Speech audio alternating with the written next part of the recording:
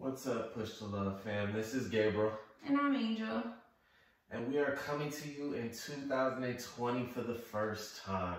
This is extremely exciting. We are finally ready to get to work, starting to put out some stuff. Extremely excited to help the community, build the community, and hopefully bring you guys along with us in our journey. Right, so for all of you who are new to Push to Love, you want to explain what it is for everybody? Push to Love is a community that we built and are building for individuals like us, people who are in an interable relationship. It can be different, and sometimes it can be very lonely because you might not have as many friends who are in the exact same situation as you.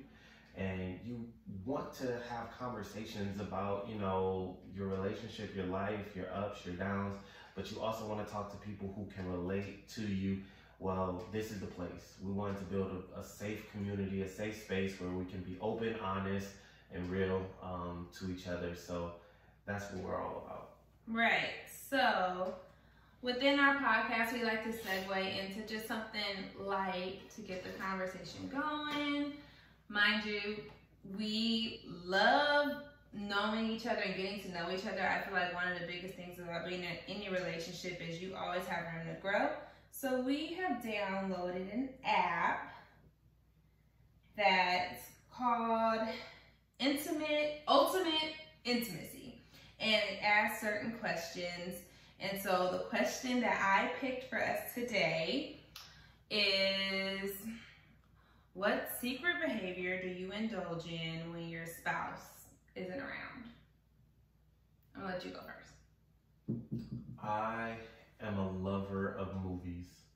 It was one of my first official jobs that I actually got a legal check for and was able to really do. So I worked at a movie theater when I was 16. And I just grew this love. So I went to movies for free. I grew this love of going to the movies by myself. And I go to the movies by myself without you quite often. A lot? Yeah. Like how often? Pretty much whenever I want to see a movie. So do you see movies and then re-see them with me and act like you never saw them? I'm not going to say this never happened. Gabriel! Really? I just said this was a safe space. Childish. This is a safe space. I love movies. I love seeing movies by myself. You fall asleep in movies and it upsets me. First of all, I'm a nurse. I'm tired. 20,000% of the Don't time. ask me to go to a movie game. Well, my thing, I didn't fall asleep in Bad Boys. No, you didn't. Okay then. That's fine. Give me a good movie, I stay up. Give me a good movie and make sure I get some good sleep the night before, and I'm up. Exactly. Give me a decent movie and I'm tired. I'm still staying up because it's way too expensive to go to sleep during a movie.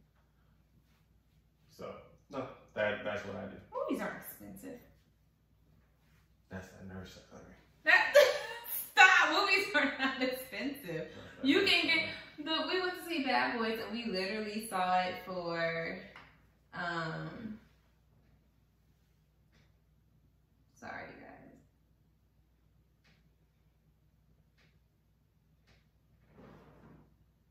Okay.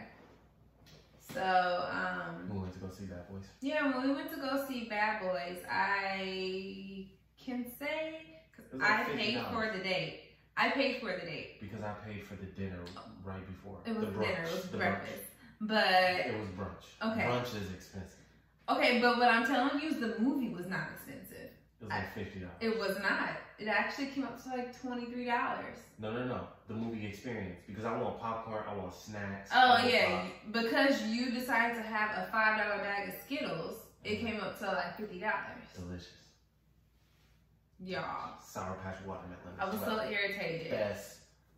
Best candy. Like, he didn't even eat the Skittles. That was the part that irritated me even the most. I'm like, we could have went to Dollar Tree and got you a nice big bag of Skittles. We were running late. We missed the first 5 minutes of the movie. No, we didn't. We missed 2 seconds of the movie. like the first 5 minutes. I'm gonna tell you, I saw the movie. We didn't miss that much. Wow.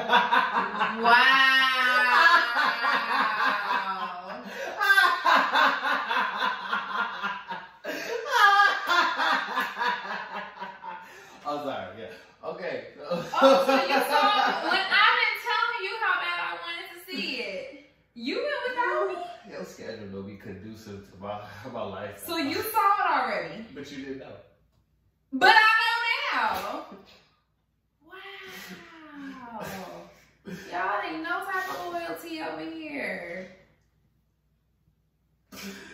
Ooh, that was a good one. So, what do you like to do? What is your secret? Alright, y'all, we out of here. We ain't gonna go kidding. What is your secret thing that you like to do? You got asked. My secret thing? Your secret thing. Your secret thing that you used to do when you were single that you used to. No, it's not a secret thing that I do when I'm single. When you were single, like what's the single thing you still do secretly? Oh, Exactly. How do I know your question better than you? Shut up. Because I forgot to put single in it. Do better. The one thing that I still do, I still go out to eat by myself a lot. That's what's up. Yeah, like quite often I'll go to random restaurants and just won't tell you. That's what's up. Yeah. And I just people watch. And it makes me happy with my drink. I'm glad. That's what's up. Why? That's enjoyable. I'm glad that, oh, I'm sorry. I know it's new for you to be happy when someone else is happy. What you mean? My happiness has to come from you. It's okay. You see how upset you was? The fact that I was doing something that made me happy? You was like, wait, what? You're going to makes you happy. It's the fact that you're hiding something. But you're hiding going to dinner, and I was like, yo, I'm happy for you. And you're like, yeah. But if you ever go to a movie, get like, we have to fight. That's you was ready. I wasn't ready. I would never fight you. We're gonna roll back the tape on that one. Yeah, I'm gonna roll, like when we do the preview, I'm gonna roll back the tape and zoom in on your face. Yep. So, anyways, so no, This what was is the us. last restaurant you went to though? The last restaurant I went to without you, ooh. I haven't done it recent, not like this month. The last restaurant I went to without you might have been Red Lobster. Oh, that's fine. Yeah, I wanted some Cheddar Bay biscuits, so I was like, I went and got that pina colada, well, strawberry pina colada, and the clam. You look like the wow. Wow. So you go get my order? You don't even like them. I mean, not saying that you didn't like. You didn't even know about them. No, I didn't know about them, but I definitely knew about clams. Like, I've always been a seafood fan. I introduced you to the seafood junction, so don't play me. I'm gonna see a romantic comedy. No, you're not. I No, you're not. First of all, you saw Bad Boys without me when I've been telling you for months that I want to see Bad Boys with you. All right. What else? You saw Lion King without me too? Nah, I didn't see. Can't trust. Ooh. Yeah, man. Ooh, I This swear. is us. That was a I feel like now you go every time you at work, you go, where you at? FaceTime you right now. Mm-hmm. I'm going to start randomly FaceTiming you. I will randomly be sending you the voicemail. I have very good movie theater etiquette. I don't bring my phone out because that light is distracting. It is. Hey, bro. You wouldn't know. You don't go to the movies as much as me. So, anyways, moving on. So, today we want to talk about. I'm feeling real some kind of way right now. Why is my happiness making you feel? It ain't about your happiness. It's about the fact that you out here cheating on me with yourself. No, it's not that. It's more so like, you know, when I be wanting to go to the movies, and this means that there's possibly been movies that I wanted to go to. I'm like, baby, let's watch, let's go see it. And you see it without me before me even knowing, that's hurtful.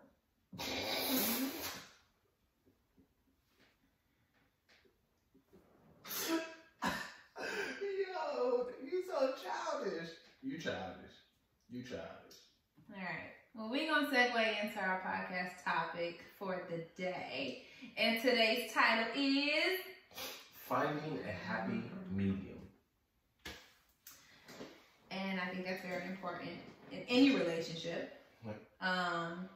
So we have a few points. So you want to mention the first thing that we kind of talked about? Like, I think when talking about an inner-able relationship,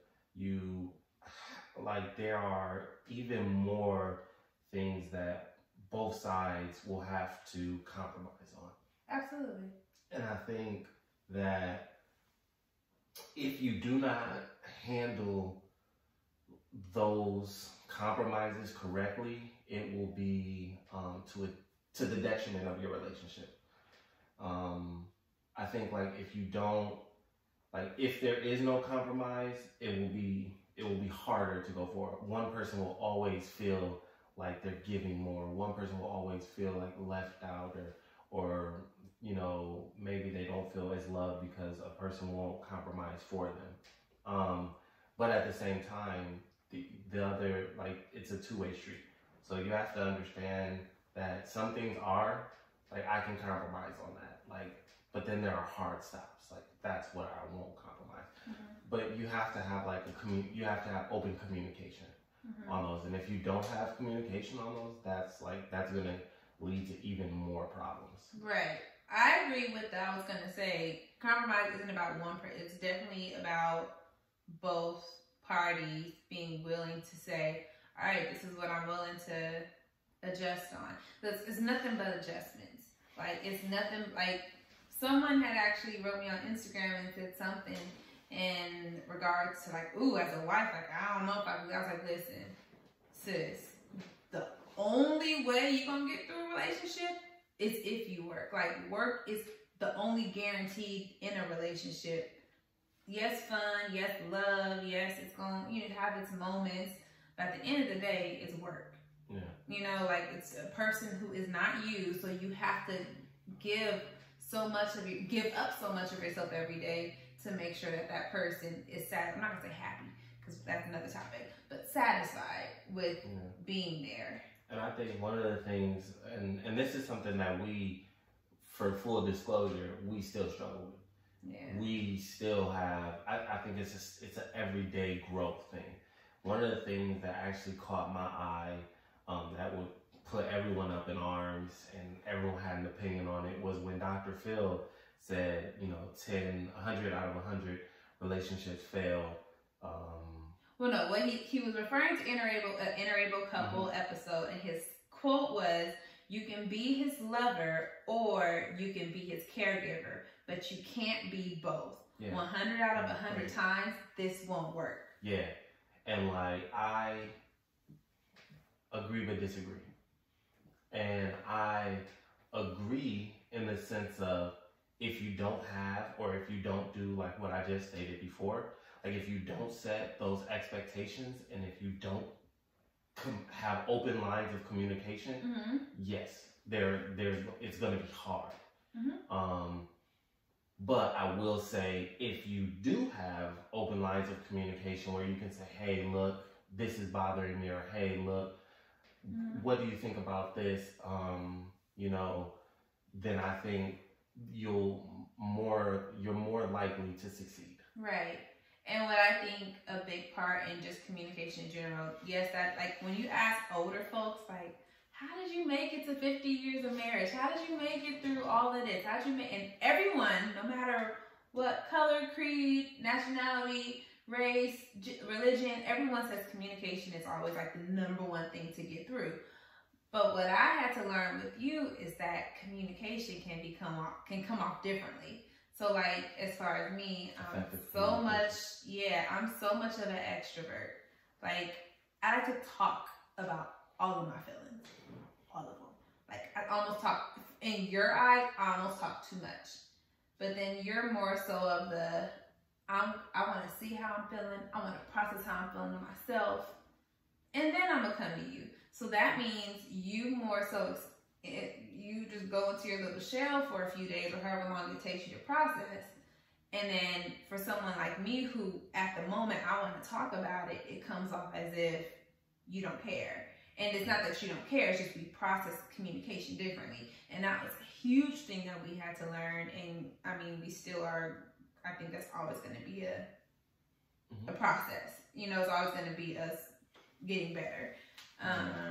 But I totally agree with your setting boundaries, having expectations that you both can agree to. Yeah. Because if it's just you agreeing to an expectation and I don't agree to it, that's just a setup for failure. Yeah, and I definitely think that were, you know, the boundaries, setting up. All right, if you are in a relationship, like for instance, Angel is one of my caregivers. She helps me with things that I can't do with like my hand function. But what we do is we set up a space where it's like, all right, what are the expectations of, you know, being a caregiver, being my caregiver, like my care, because, and it's different for me, especially since I own a home health care company, and not only do I make sure my health is fine and my needs are taken care of, I have other clients that we make sure are good. So it's like, I have a very strong stance of the client comes first. I don't care about anything else. I don't care about your emotions, your feelings. Because when it comes to this person's care, like that is like no one should. You treat yourself as a business because technically that is your business. It's a part of your business. Not even that. I'm saying what I'm saying is like I treat all my clients in the sense of, hey, your needs come first and how you like it done, that's all that matters. No one else's opinion. Like I'm not gonna say, well, you know, your caregiver came in today and said they really like tying your shoe like this. So, you know, let's think about that. But what I think is in relating that to, we're going to just circle it back to relationships. What I think is the hard part in our situation is more so that you treat yourself as I am a business. I am a part of my business and this is my care. And you, in the beginning, had a hard time struggling and separating me being your caregiver and me being your just girlfriend. And so I, a lot of times feel, not saying that you were wrong, but it just forced me to feel like I was never your girlfriend. I was always your caregiver. So that's when we had to set up these boundaries. Okay, at what point do we turn off the caregiver role and say, Angel, this is your girlfriend. I'm your girlfriend, you know, or I'm your wife now. So now we set up date nights and just, you know, moments where if we're both just chilling, watching a movie, it's husband and wife, it's not caregiver and client. Then you have your moments like, all right, range of motion time. I need range of motion. I know I have to click into the caregiver role and do range of motion. Or I have to, you know, if you're telling me to get up and grab you something, you know.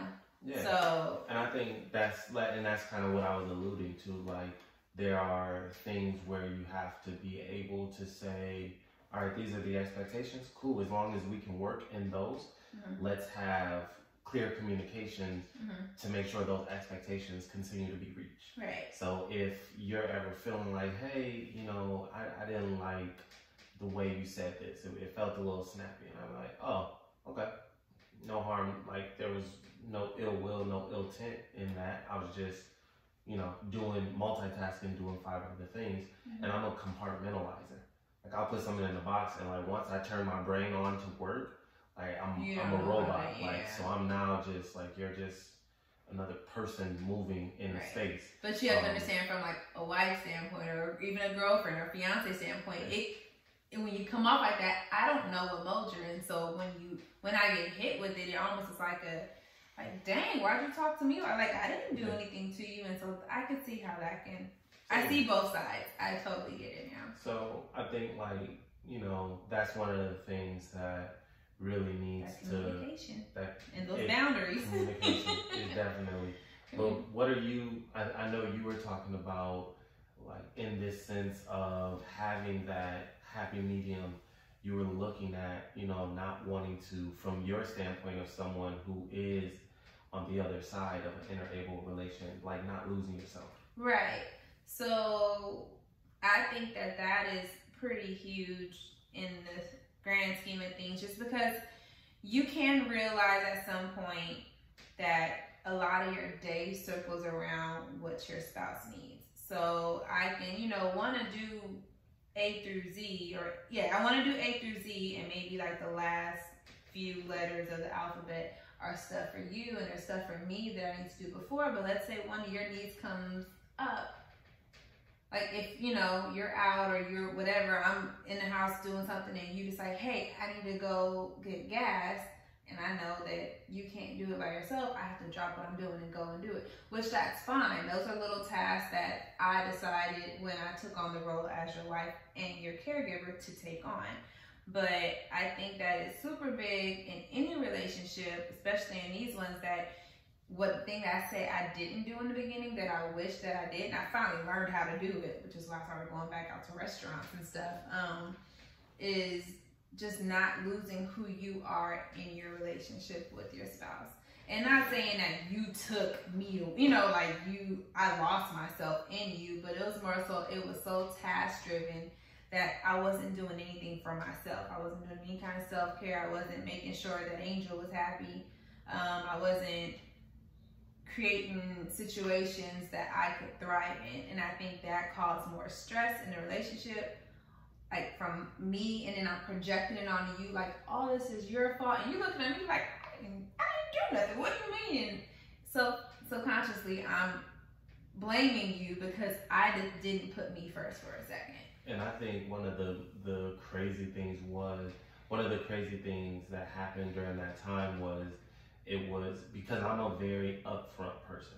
Like, hey, let's set this expectation, or let's say this now up front, so we can have a hard line in the sand.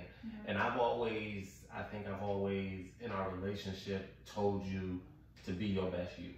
Because like me, I think one of my, even though you come together, your girlfriend, boyfriend, your fiance's husband and wife, like, yeah, you are one, but like you're still a separate person. Right. So I've always pushed the sense of like, hey, do whatever makes you happy.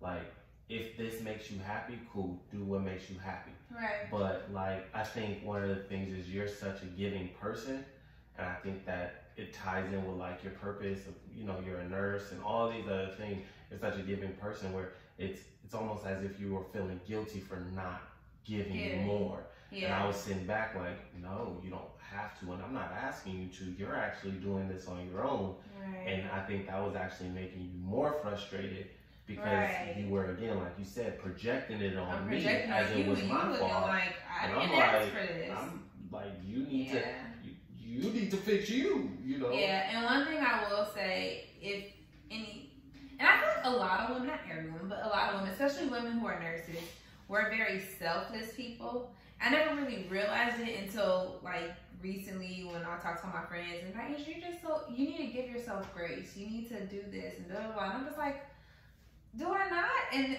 I don't realize like my job is literally me giving my heart, my care, my compassion, my love to these babies.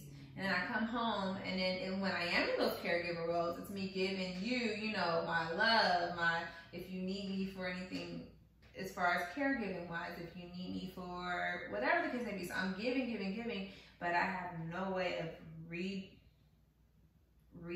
what is it called? Not recycling, but like refilling my cup. And I'm expecting, and so then I project on you, like, you need to fill my cup. Like, I'm giving you all my care, all my love. You need to fill my cup. And you looking at me like, I didn't ask for this over here. Like, thanks for it. It was great. But I didn't ask for this. Like, you did this on your own, so you can't expect, you know. And so it was so, like, maybe we went to counseling, and then after talking it through and me figuring it out, I'm like, yo, it's me. Like, I think I'm sitting there with the single Denzel tear. It was like a moment, and I was just like, oh my gosh, I need to figure out what makes me happy. And at that point, we had been together for a few years, like two and a half years. I've been struggling for a while. So you said what? I've been struggling for a while. Oh my gosh. Enduring. Loving you through your struggle. But this is my thing. My struggle wasn't, you got to benefit from it because I just didn't know how to not give. Because this is the thing. Okay, but this is, okay, so you think that. But I'm sure, like anyone who is on the receiving end, this is the thing. No matter how much of a good caregiver, a good nurse, a compassionate person you are, when you're not genuinely happy internally about it shows, the situation, it shows in what you're doing. So you can have a smile on your face while you're doing something, right, but your actions are speaking louder 1,000 words louder. Like your smile or your plain face is just saying, here you go, have a great day. But the actions behind it is saying, I don't want to do this, I don't want to be here, blah blah blah. And now it's like, so now it's pushing me in a wall of, all right, what am I gonna have to, we're gonna have to discontinue her being my caregiver? Because like at the end of the day, and that was actually one option that we had. We were like, do we need to just make it where you're just my girlfriend? Like, can you not handle both situations? Yes, I can, and I just was like, I can handle, me. I don't. And then my biggest thing is like, you're my man. I'm not saying I want to take care of you. I just want to make sure. I don't know. And can we be real on this? Yeah. Oh, this is the whole point. You were jealous. Of what? You didn't want any other woman to take care no, not at nighttime. You're jealous. Like you was like, nah, I don't want. I'm not not even just at nighttime, like anytime. Like, let me take care of you. No, I know, but what I'm saying is, you wanted to limit it as much as possible. Oh, in the beginning, heck yeah. Yeah.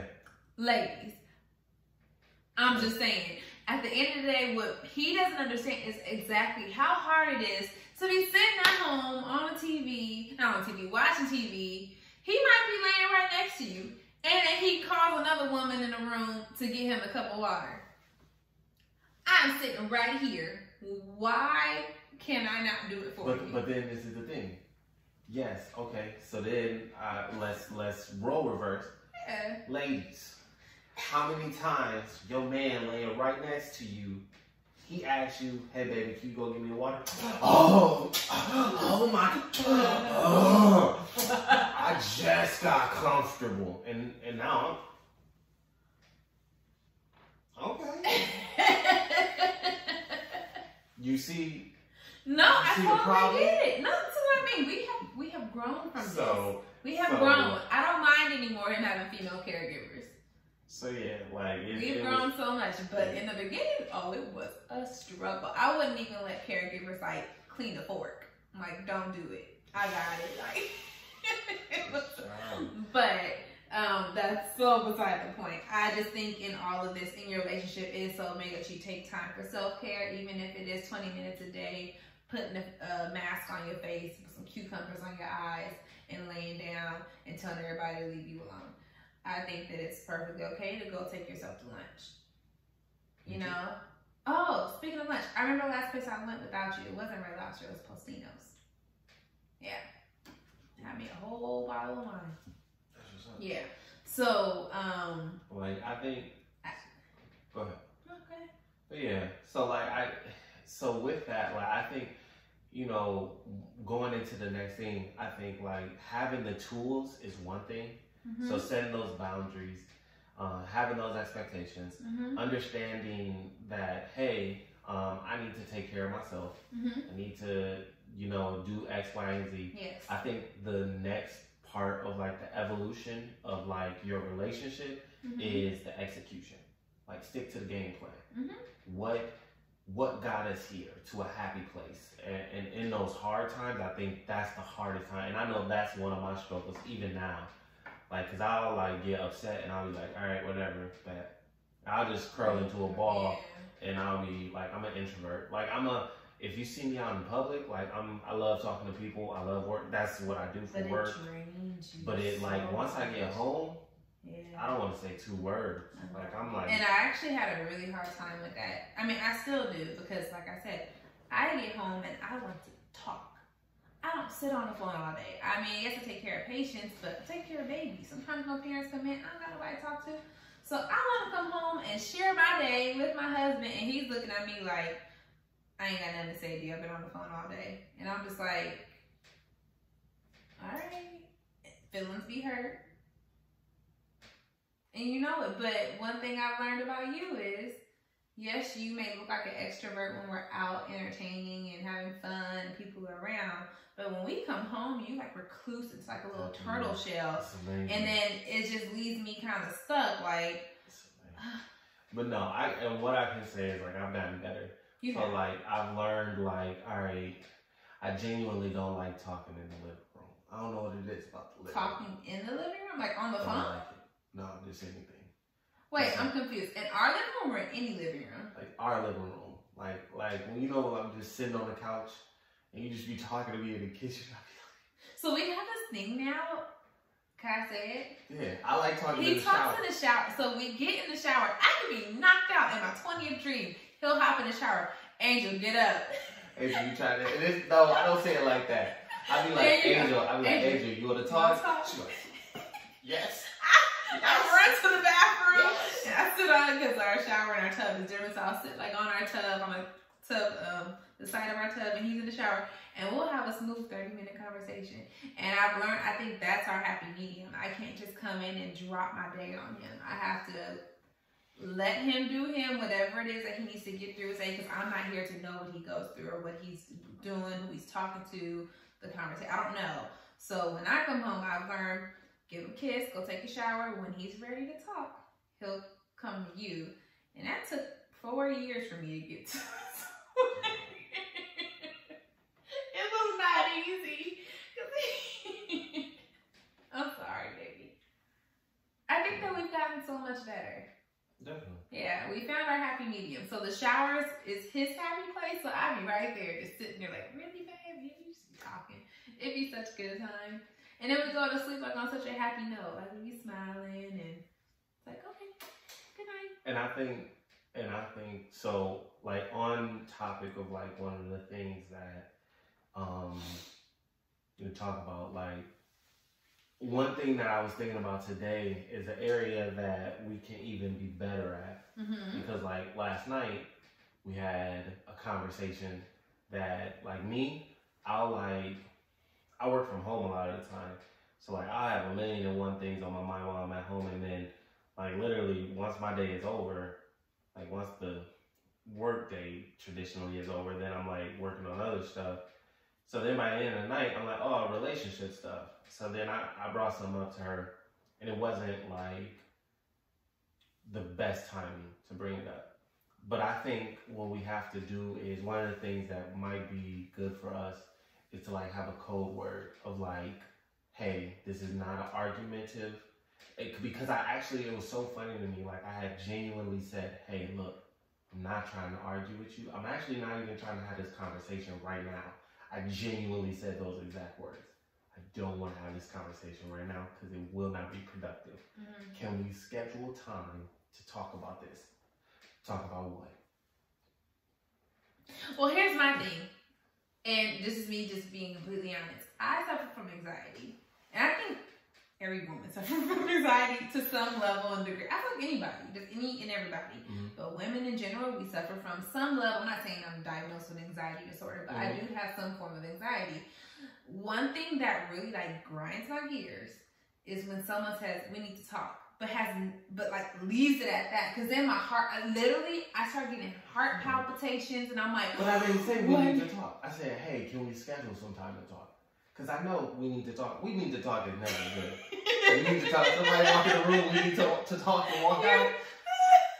Oh, God. Like, I understand. No, like. No, but even saying, I need to schedule some time. For me, so I'm like, what do we need to do? So what I think we should do is really like have a code word for it. So it doesn't come out. It's non-threatening. So I thought about it. I was like, I think what we should say is Hakuna Matata. No worries. There's no worries. Oh, I actually really like we should talk. But like there is something that is not an appropriate time to talk about right now. Right now. But let's schedule some time. But when we say Hakuna Matata, do we get to say what the topic is? No. Bruh. It means no worries. It's not a worrisome thing. Okay. Alright. Cool. Y'all saw it here first. So anyways. I actually really like that. I thought about that today. That's a really good idea, baby. I know. Pretty progressive. Just saying. I'm really proud of you. Y'all would have heard him talking a smooth, how many weeks ago? Not even weeks ago, years ago? 2 years ago? This isn't the same Gabriel. I'm so proud of this man. I love therapy. I do too. I go to therapy without you. You don't know, but I've started back up. Very good. Is it with the same girl? No. Oh, so someone else. Yeah. I'm so proud of. Well, I feel like therapy in relationships is really quick. Needs to be, and we can have a whole podcast on this if you guys want. But I totally think that a part of self-care is therapy. And yes, together as a couple is great for therapy, but I also think individually you need to go like, I don't need to know who your therapist is. You don't need to know who my solo therapist is. We have a therapist that we go to together, but our solo should be completely separate. And you work on your own healing. Because how can Everyone has trauma. Yeah. Like, and how can I come into this expecting so much out of you when I'm not even giving you my best form of self? If I'm not bettering myself every day to become the wife that you deserve. Yeah. You know, knowledge dropped. So, I'm so proud of you. Round of applause, guys, for April. That makes me happy. Yeah, nah, but I thought well, about your therapist is going to be proud of you. Well, no. Alright, and so honestly, as we're moving in, I agree. So we need to see up to the script, create that plan, and then create positive check-ins, like you said. So our check-in is going to be a Kuna Matata, and that No, hold on. See? What? Let's make sure we understand. I didn't say it was going to be a positive check-in. Well, no. A non-threatening, non-worrisome. No, let's. So what is it? It's a safe place. Okay. To have conversations. But you just said no worries. Yes, it's a safe place. There are no worries. There's this. It should not be a bad conversation. It should not turn into an argument. Okay. So that means it won't. But this is not a happy check-in place. This is not. No. It's not happy, but it's not negative. It's not on the fact of like I'm about to come and ruin your day every single time I want to bring something up. It's like let's be progressive. This is what I'm seeing. This is what I'm concerned with. I just want to work this out. Correct? Yeah. That's, to me, that's positive. I'm okay. You have to understand, just because you're being brought something that isn't going to make you happy doesn't necessarily mean that it's not positive.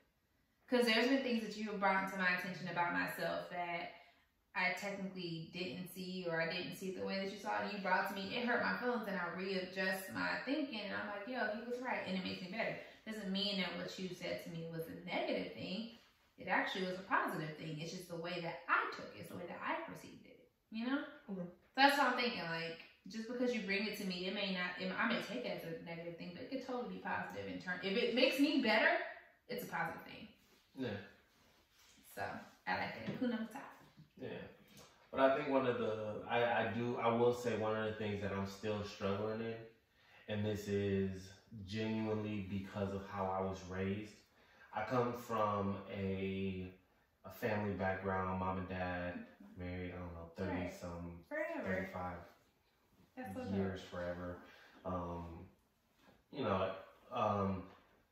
But my dad, one of my heroes, one of the guys I look up to, the way he knew how to get to me and my sisters.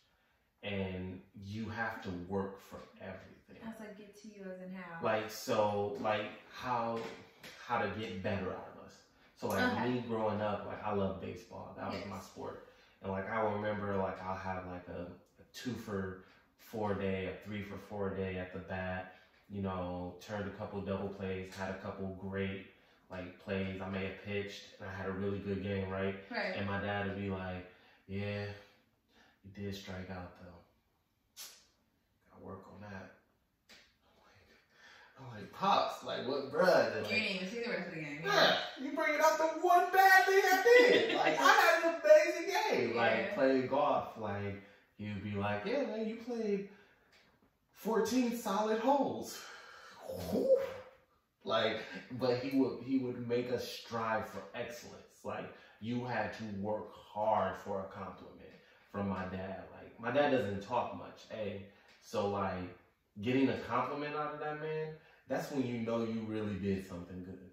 And it made me feel even better when I got compliments. Right. But the negative side effect of that was it's hard for me to now give compliments. Yeah. I don't You don't give compliments. I'm not gonna say I don't give out compliments. I do give out compliments, but it's rarity, and I'll admit that. Like it's a scarcity. So I think like one of the things that going into this year, I'm gonna try to be better at like not only, you know, having the safe space to say, hey, you know, I think you can do this better, and I think we can do this better, and this made me feel this way, but also coming to you and saying, hey, I saw you do this, and I really appreciate it. Like for instance, one of the things that grinds my gears is like in the beginning of our relationship, I've always had to like, and not even, well, yeah, pretty much our entire relationship, I've always had to take care of the dog. And I understand that's my dog. Mm-hmm. But you come to me and you say, hey, I want another dog. And I'm like, because what I see from you right now is I'm taking care of the dog all the time. So then we come to an understanding of, all right, I'll do my part and I'll share.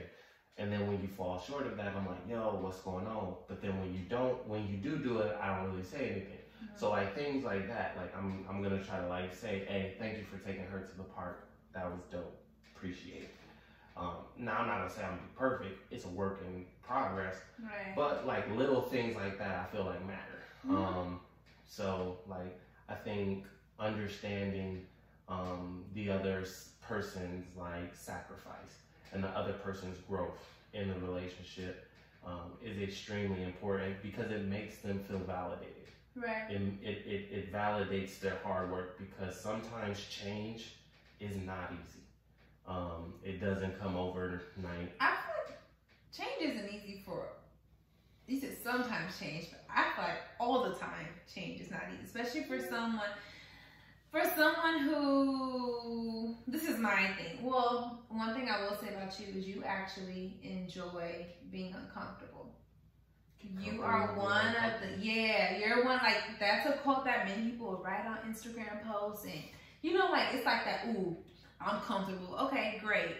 You're comfortable being uncomfortable. I'm comfortable in the ground. Yeah, but when it really comes down to it, are you stressing when that change comes? Because I'm the person, I'm like, babe, and there can be change that I'm forcing myself into, and I stress. Like, I have a huge career change coming up soon, and it's something that I'm choosing to do. I'm not being forced to do it. It's something that I'm choosing to do, and I'm like, babe, do you think that? And you be looking at me like, I be telling her, what's the hardest thing? What's the hardest thing? Yeah, and I'm like, well, what about this? He's like, you need to do that. I'm like, but what? No, but what if I start here? Yeah. Why wouldn't you start there? Yeah, he's like, but this is where this is, so why not do that? And I'm just like, you know, and so one thing I will say is you have an amazing way of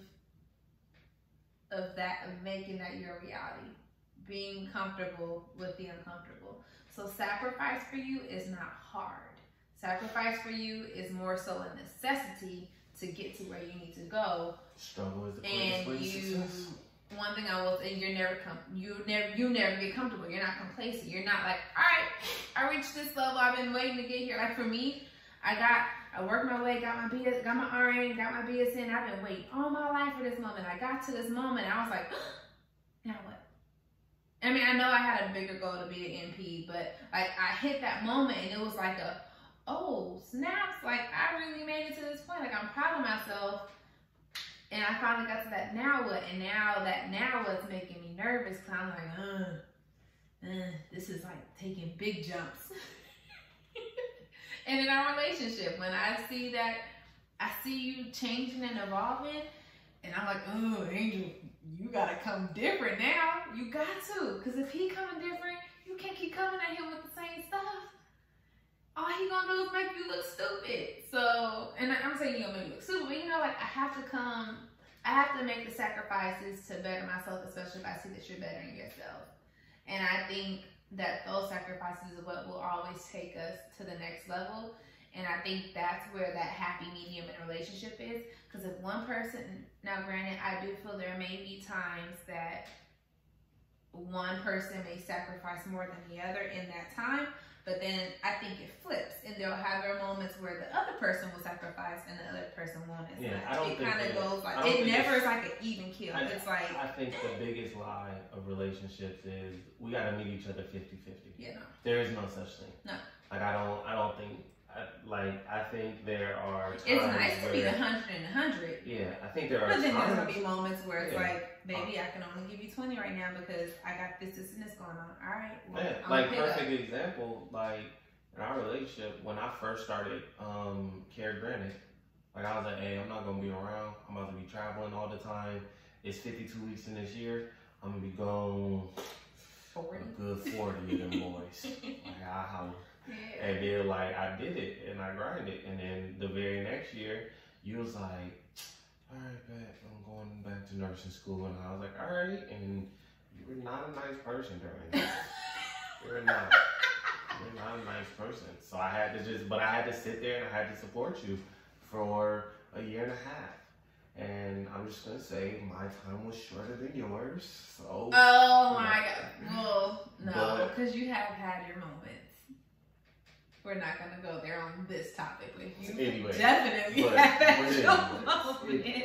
we're not gonna go there. But yeah, like it's gonna be ebbs and flows of it. And I think if you're always looking for it to be 50-50 even, Y'all will never be satisfied. it's never gonna be even. It's like, and you have to be the thing about a relationship is, like a successful relationship, I think, is being able, like wanting to help that person be the best them, even if that makes you uncomfortable for a time.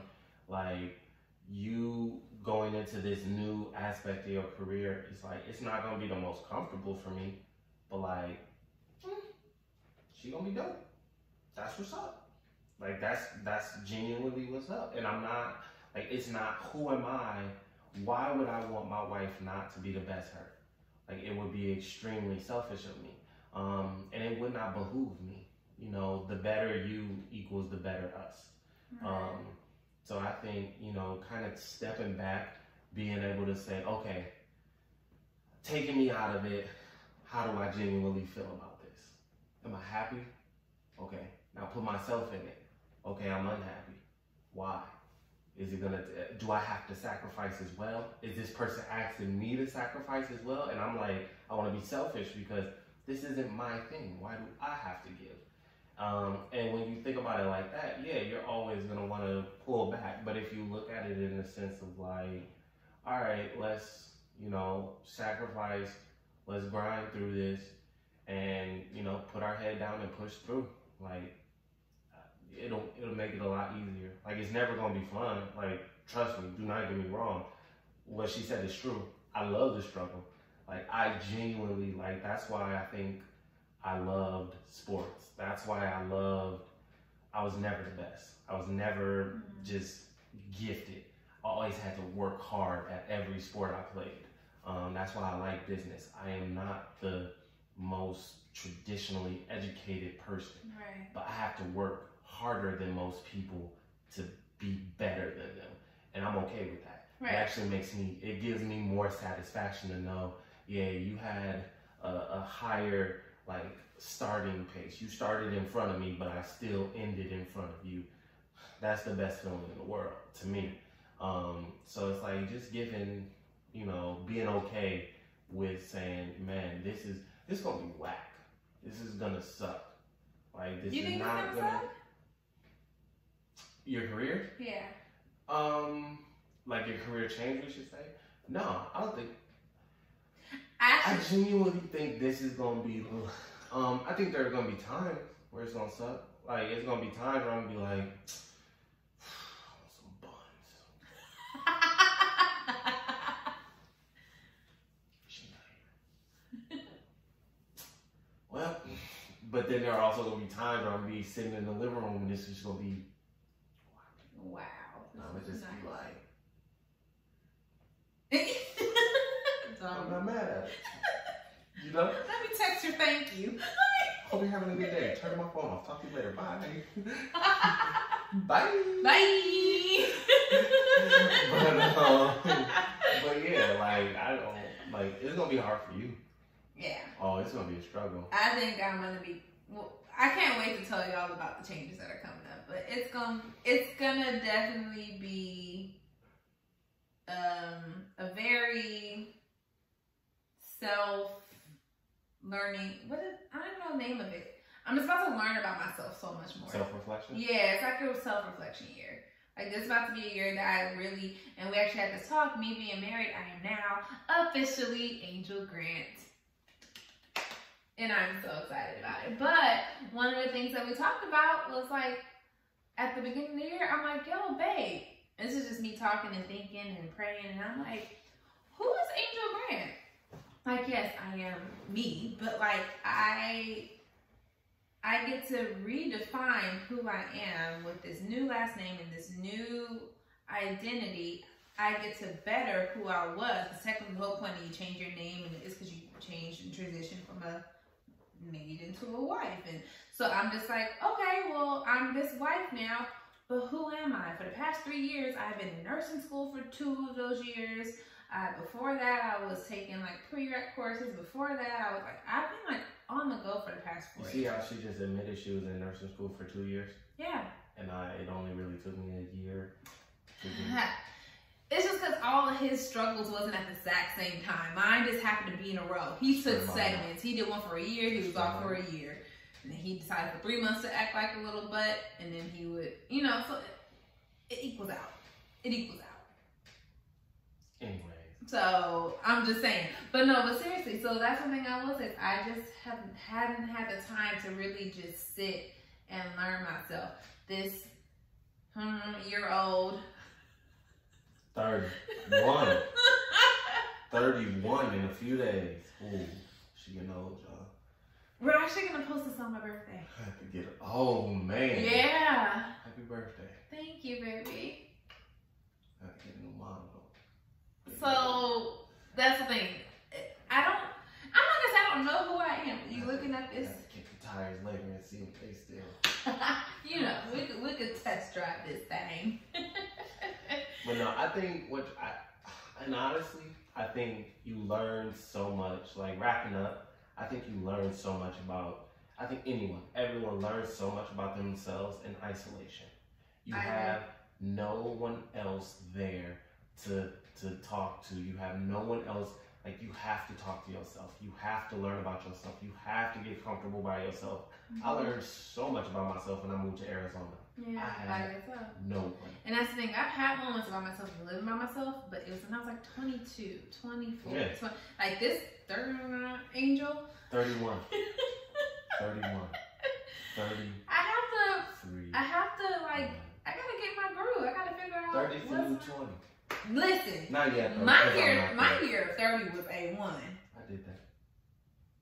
My year of 30 was dope. You're welcome. And that was my golden year too. I did good. You did good. Give me some. Thank you. Appreciate you. Oh, yeah. But I think that those are all of our notes for just having a happy medium relationship, because you do have to understand at the end of the day, it is always give and take. It is always going to be some things that you're giving up that you don't want to, but then at the end of the day, there are things that you're getting in return that make it all worth it. Yeah, definitely. So, I hope you guys enjoyed it. Definitely, like, in the comments, tell us, what you guys think. We're definitely wanting to become more interactive. We want to hear from you guys. We want to hear what you guys want in 2020. We have a schedule. We are sticking to that schedule. We are committing to commitment and consistency this year. Is something that we did not do well last year. And we had a lot going on last year. Don't follow us, please. I don't like failure. So we coming hard. So definitely, it's definitely going to be some dope stuff coming out this year, and we can't wait to have you guys with us. But till next time. Till next time. Bye, guys.